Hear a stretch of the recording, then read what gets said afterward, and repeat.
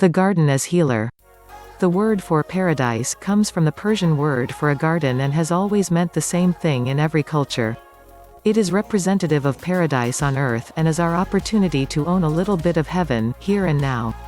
It has a restorative significance as a healer when we understand that gardens provide us with a place of sanctuary and well-being.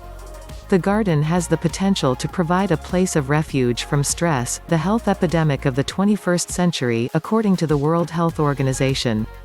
Medical doctors suggest that stress resulting in illness is the causative factor underlying 70% of all visits to the family doctor. The ability of the garden to provide this place of healing and peace becomes crucial as more and more people succumb to this disease of modern-day life. It matters little whether an indoor garden is a few pots on a windowsill or a lush garden room. What does matter is that plants add a dimension to the home and/or workplace that literally changes the energy and adds life.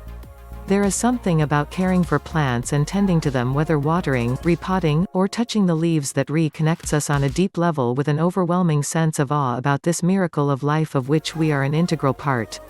As we plant the seed or see the cyclical nature of the gardens we nurture, time stands still, and we bask in the knowledge of our relationship to the earth, and to the spiritual aspect of ourselves.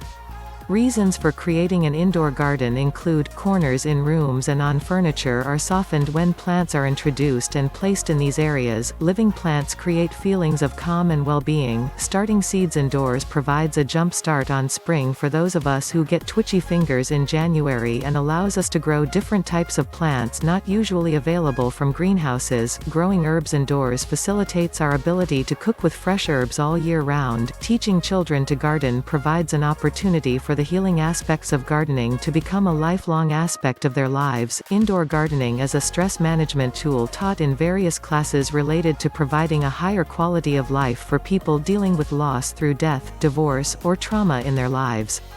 Steps to creating your indoor garden. 1. Purpose. What do you want to achieve? Healing, meditation, growing herbs for cooking, or a project with the children? 2. Space. How much space is available? A closet, basement room, living room, corner of the bedroom, windowsill? 3. Seating. Is there room in your space for a seating area?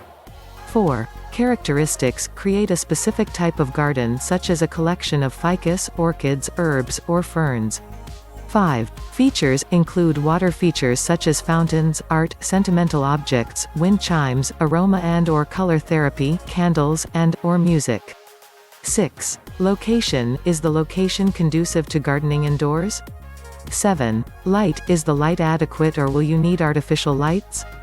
8. Plants. What plants will you grow? Indoor gardens can include anything from a tabletop garden, herb garden, healing garden, meditation garden, container garden, water garden, or wildlife garden. Thomas More wrote, "We may have to learn again the mystery of the garden, how its external characteristics model the heart itself, and how the soul is a garden enclosed, our own perpetual paradise where we can be refreshed and restored."